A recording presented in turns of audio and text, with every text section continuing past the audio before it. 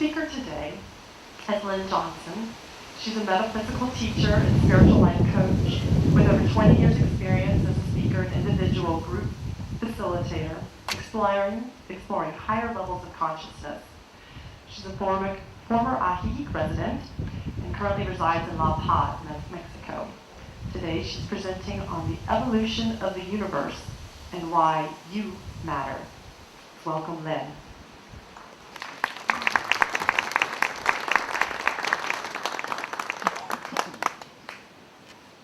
Yes, I remember. Hi, everybody. It's good to be back here. 2 years ago when I left, it was this cold, and my doctor told me that this wasn't my spot. I needed hot weather, low elevation, and low humidity. So, Baja, I ran to. Now I came back and someone said today, well, maybe you're the one that's bringing all this cold and wind to Ajijic. Sorry if I am, I apologize. This morning's talk is sort of a combination of a couple of things. One is called the evolution of the universe and why we matter. And part of the talk was taken from the ideas presented in this book by Deepak Chopra called Reinventing the Body, Resurrecting the Soul. And if you haven't read this, I know that it is available. You can get it down here, I believe. And I had, in the middle of the night, sort of fears about these papers flying all over everywhere. So let me move them in order. They are numbered.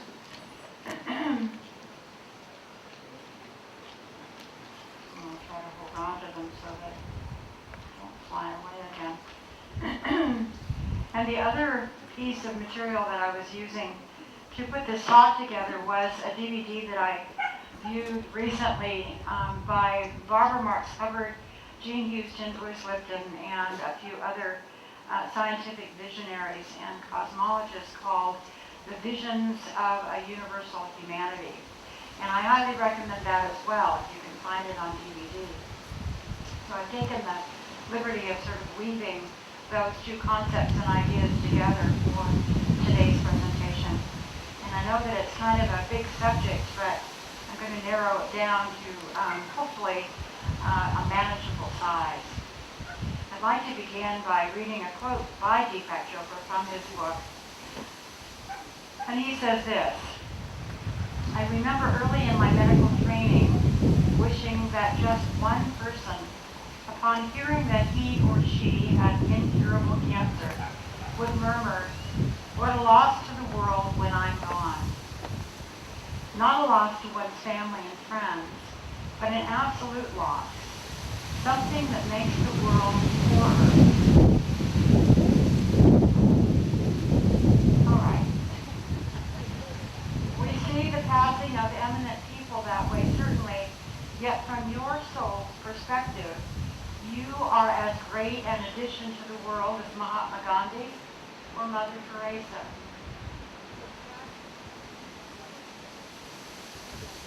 Subtracting you from the cosmic equation would be just as great a loss.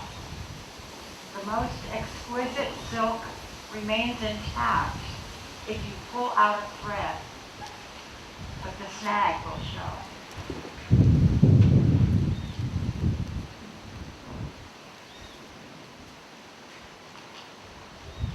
So what is evolution?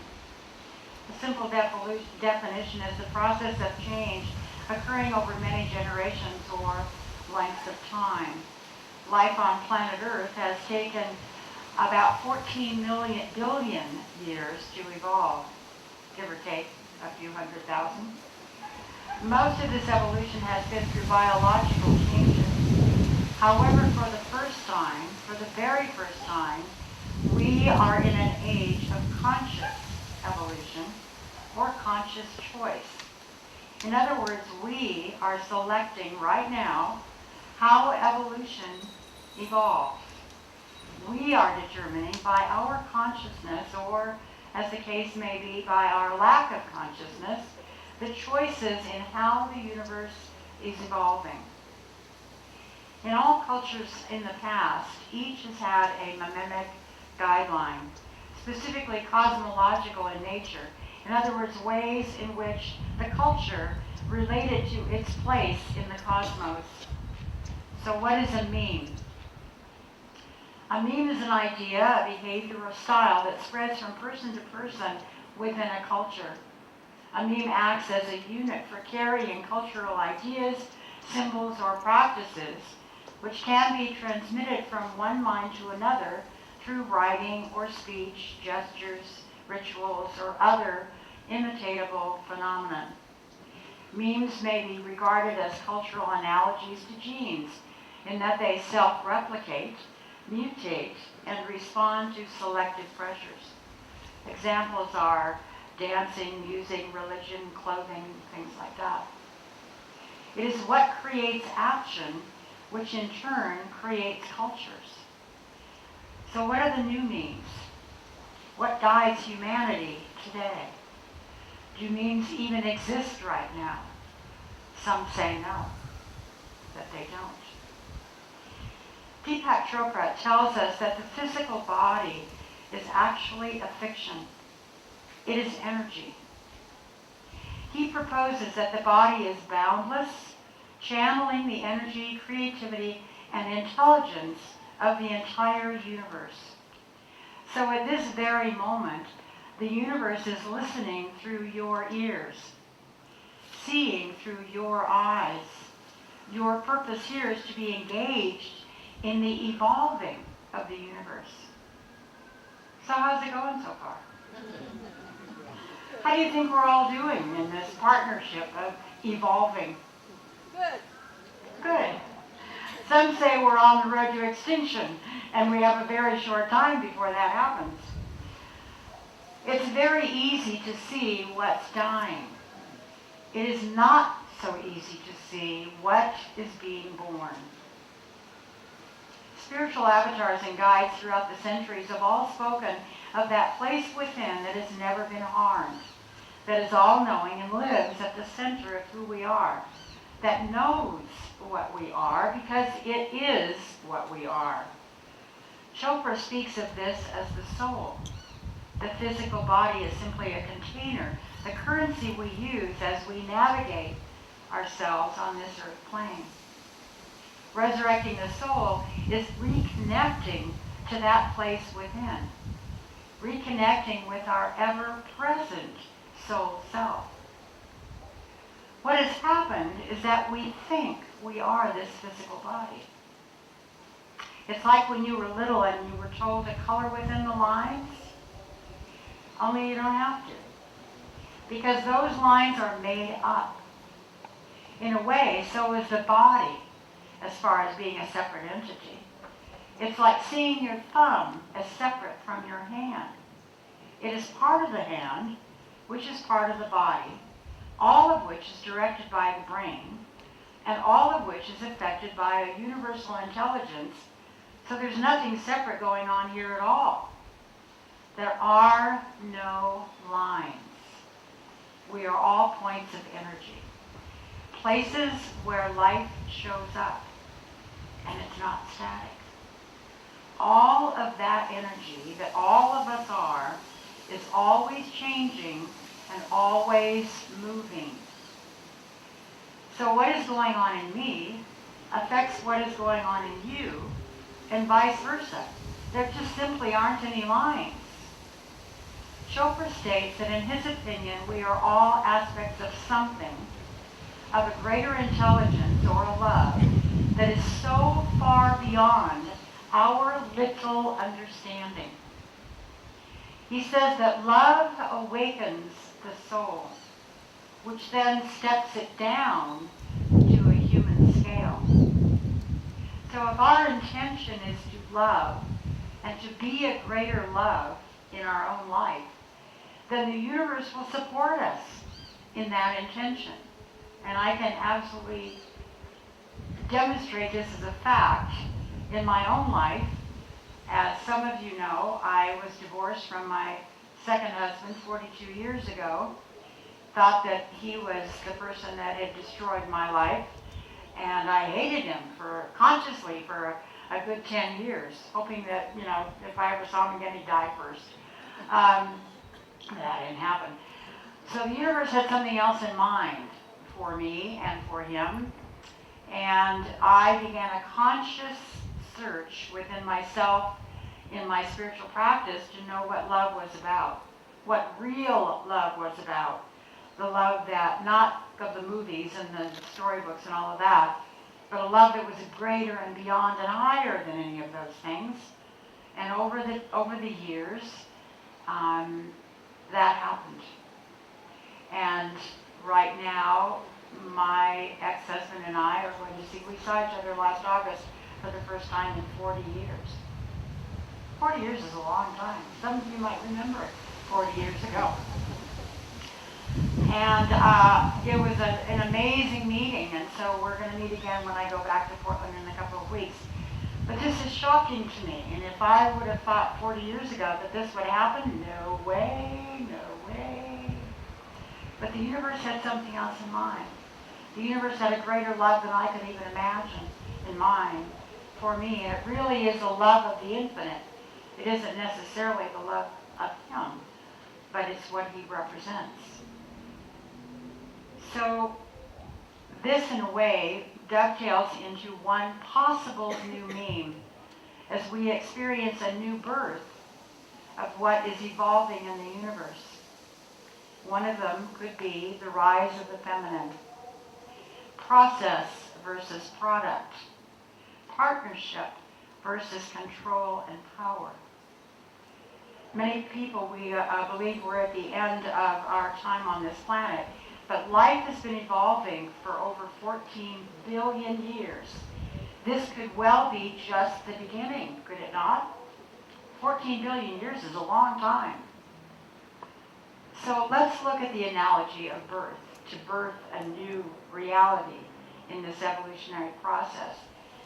If you were a cameraman or woman in the womb of someone about to give birth, and you're following the progress of this embryo with your camera, and it's been quite a journey as you've evolved, as you've watched and observed the changes, the arms forming, the legs forming, the organs forming, all of this, and this nice, safe cocoon that this child has been living in for a long time. And then all of a sudden, there's this tunnel that appears, and the child begins to move down the tunnel. Not exactly desirous of going down this tunnel, but nonetheless going down the tunnel. So you're following with the camera.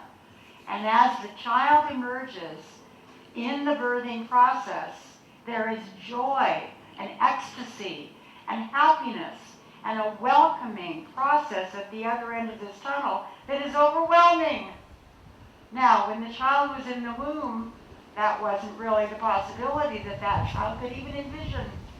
So how can we, in our tiny little finite minds, begin to even comprehend the possibility that is beyond what we know and experience now with our little lives?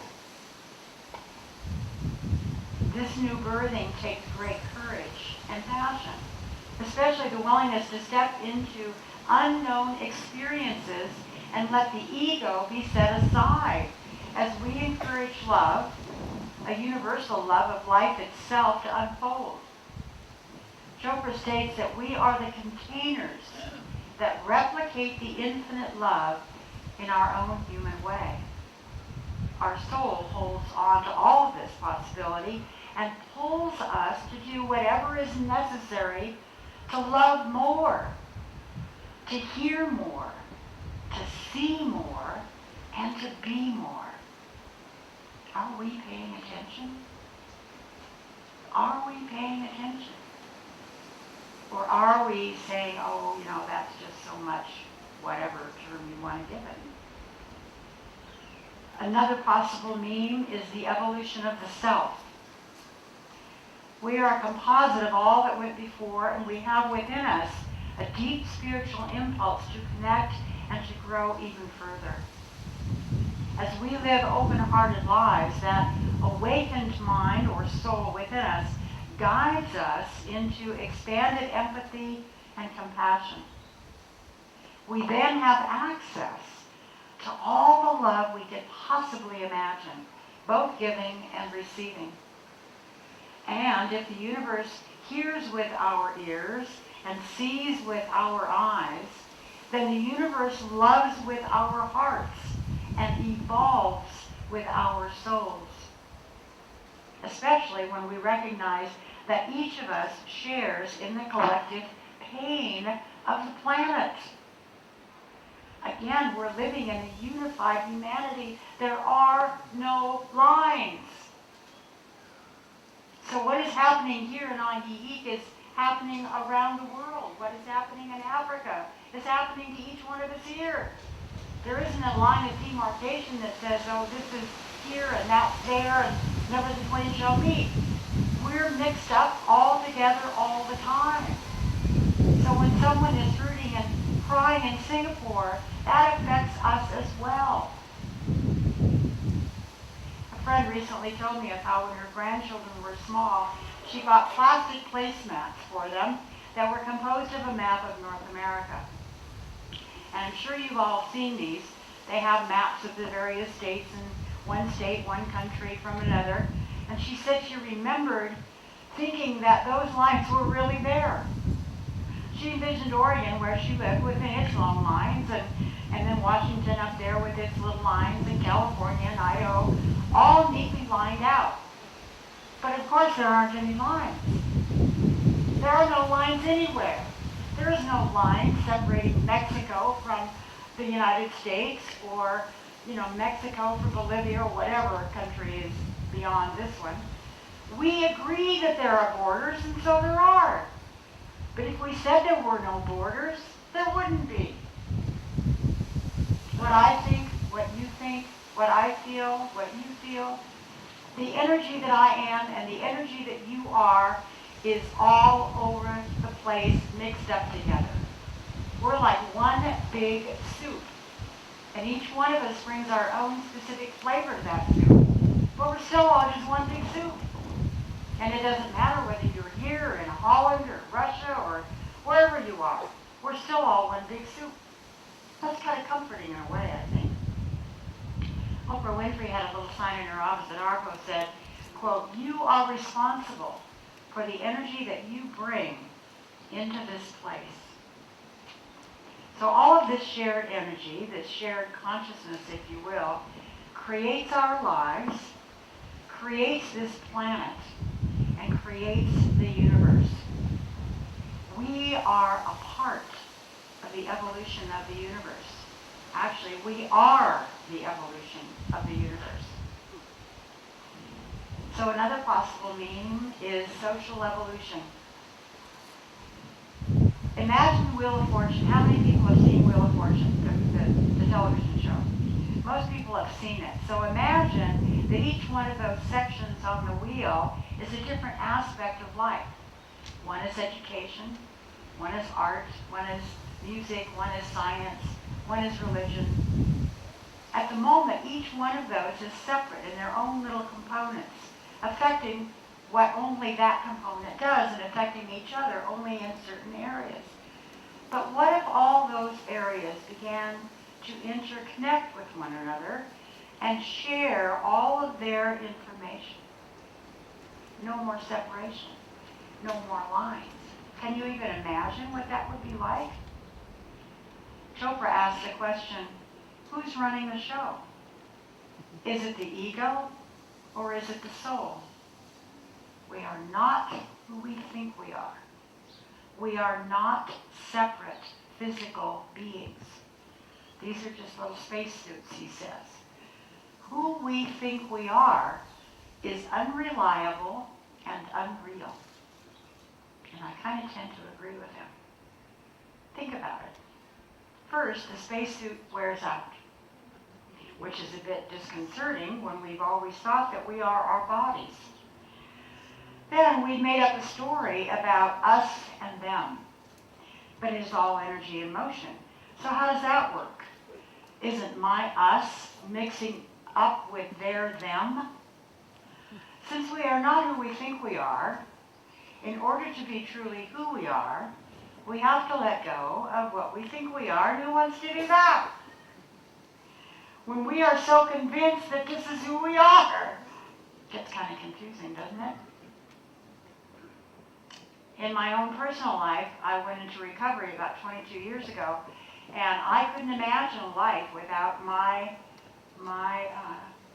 substance of choice. I couldn't imagine it. I couldn't see beyond my life with this consumption of this entity in my life. How would I talk to people? How would I have sex? How would I dance? How would I do anything without this substance in my life? I could not imagine it. I couldn't even envision this amazing life that I live right now without this. So can we even begin to imagine a life that is not this little tiny life that we're living? Can we imagine it bigger and more profound? Can we imagine ourselves as being powerful beyond our wildest understanding what that means? Because that's who we are. Joel Goldsmith, who is an amazing metaphysician, said, spiritual evolution demands that every form be broken, no matter how good it is. We just have to let go of the idea that the form is what life is all about, because it's just not. And we can witness it all around us all the time. Every season we can witness it. We are here to create more conscious love. Not just personal little emotional stuff like I'm having with this ex, but huge cosmic love. Bigger and better and grander than anything we can think of. We are emissaries of life itself. Life itself, that's what you're here to do and to live in a grand and phenomenal way. So can you have faith that you are more than your body? That there is more to life than what you personally see or experience here in tiny Ajijic? Can you imagine changing what you have faith in again? Most of us have faith in what we can see and touch. We have faith in what we believe is physical. But we're just making it up. We're making it all up. It's all energy. So there is no there. Wherever we think we're going, we're making that up too. So can you have faith that you are more than this? The minute we're willing to shift away from what we term physical, we create the space in our heart and mind to feel something more. To start this process, all you have to do is to just be quiet and listen, just for a few moments. It doesn't take long, it's not complicated. Just exactly like Valerie was saying in the meditation this morning. Just sit still and listen. And eventually you will hear the sound of the universe, of life itself, and its comfort and safety zone amidst all the egos lamenting. The more often you do this, the more in tune you become to the real truth of who you are, which has nothing to do with the physical body or your ego. The more unified you feel with all that is, the more fear, lack, limitation, and anything that is like that dissolves, and you become free. There's nothing wrong with the body or with the ego. And if that is where you live, then your soul just waits. Just patiently waits. Because the ego is primarily concerned with its own preservation and sets us up to believe that if we have enough money, if we have enough stuff, if we have enough education, if we have whatever, for you fill in the blank, then you can win. That's a myth too, because we can never win. The goal just keeps getting set higher and higher and higher. I have to be better than you. I have to be more than you. I must protect myself from the bad people or the bad things out there. Mostly, I have to define myself as being separate from you. This is mine, that is yours. This is me, that is you. Stay within the lines. Stay within the lines. Until we set the conscious intention to awaken from this hypnotism, we will continue to create an environment in which we as a species will simply not survive. We will not be consciously engaged in the evolution of the universe. It's kind of like saying, oh, I pass, let somebody else do it. So we are at choice with every breath we take. Conscious, unconscious. Conscious, unconscious. Evolution does not actually depend upon us. It is us. Each one of us needing us to be fully present in our own soul's unfolding. You have perhaps heard the saying that, what if they gave a war and nobody came? What if we are given an entire universe and nobody showed up? The universe is coming alive with ever-increased intelligence. Have you noticed that in your children or grandchildren? My personal feeling right now is the kids who are being born are so far beyond us. They are so far in touch with the magnitude of the universe that we can't even imagine that. And so we're still confining them, teaching them ways that were good for us, but they're bored because we're not challenging them enough. We're not giving them enough that's wanting them to go further and beyond. Because we're still stuck in holding on to what we think is really good. And it was for us, it was great.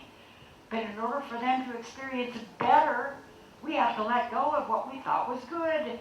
So the better has an opportunity to evolve. Deepak Chopra speaks about a cosmic plan, which is us. And then he sets out rules of the game, which is also us. The plan is not set in stone. There is no blueprint. It is a living thing and follows certain invisible guidelines. The first one is we must let go of everything that we have thought was true up until now in order to consciously evolve into our greater yet to be. And according to Chopra, there are certain invisible guidelines such as the following.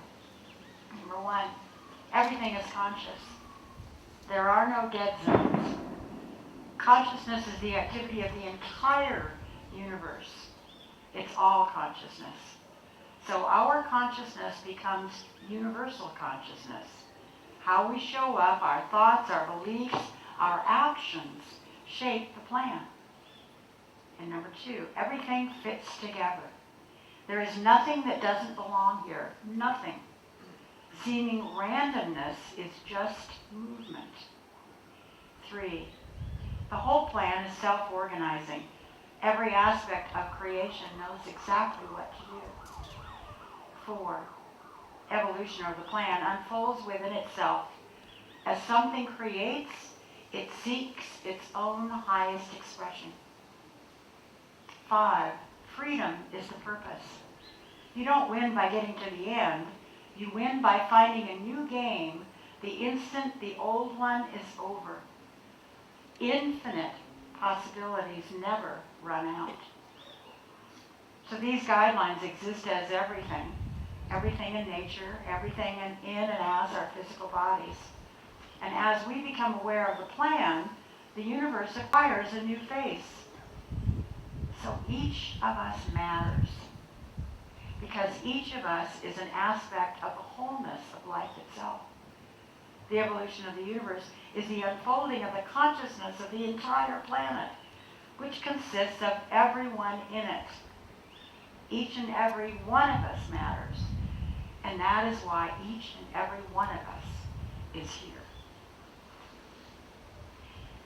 I'd like to close with this quote from Deepak Chopra again. He says, almost no one believes that he or she is absolutely necessary in the grand scheme of things. Yet if you are the growing tip of evolution, the universe needs you in a unique way. You fit into a plan that cannot be imagined in advance. It has no rigid guidelines, no fixed boundaries, and no predictable outcome. The plan is made up as it goes along, and it depends on the participation of each and every one of us. I'd like to share with you a song that speaks to this in a way. And then I'll go into the questions after we're finished. So I'd like you to listen to the song.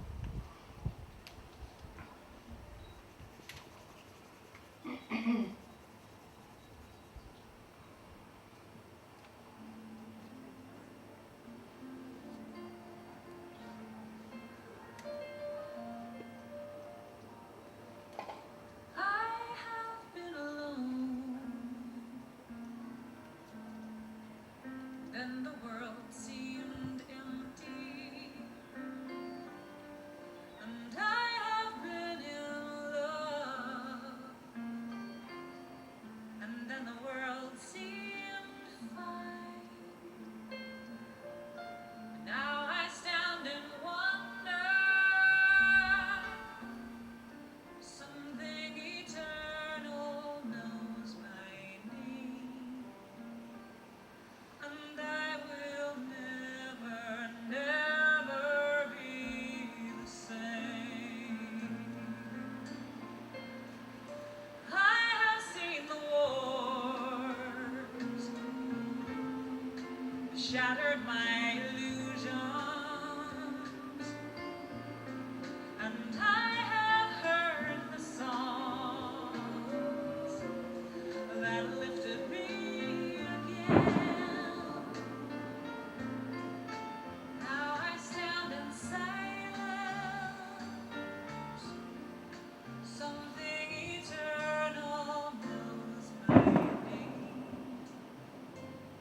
and I will never, never be the same.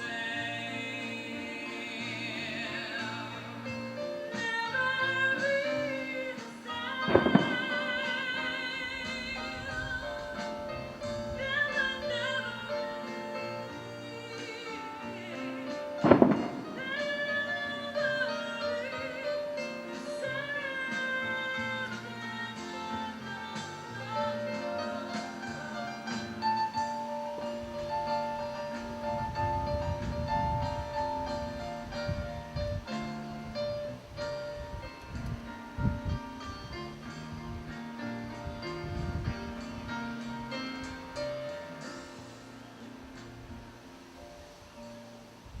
I remember dreams so real that I could almost taste them. I have faced the rain, and I let it quench my thirst. Now I stand surrendered.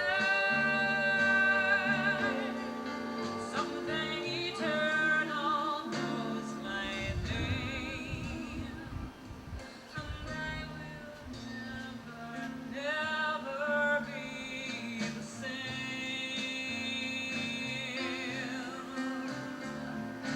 I will never, never be the same. I will never, never be the same. Never be the same. I will never, never be the same.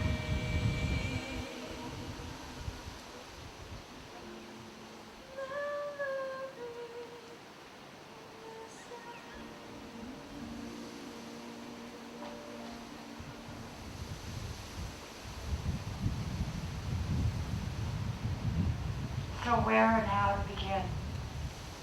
I'm reminded of an old Spanish proverb that says, "Stranger, there are no roads. Roads are made by walking." Namaste.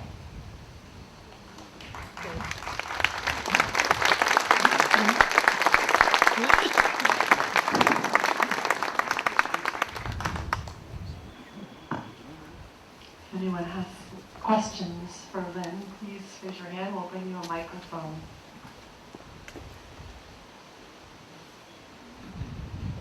Great, they already know everything No, I think anyway. everyone's so coming out of the music That's right good. now. That's good. Okay, right here. So.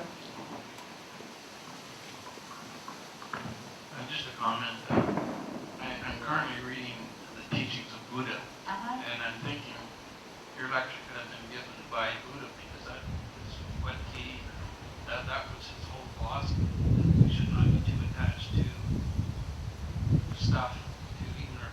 bodies, that there were no lines, life, death, that we are all part of this cosmic experience. We're all trying to seek enlightenment, and what you presented sounds very similar to what Buddha would have presented. Very much so. Very interesting.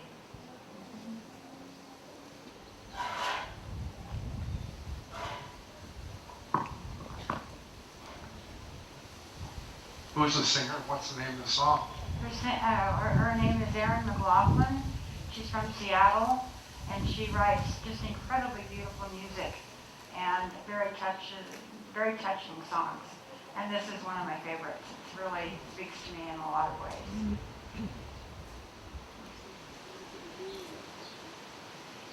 So go keep creating and keep loving and expand it into ways that you can't even imagine right now. Just let your magic go wild and love everybody. Thank you.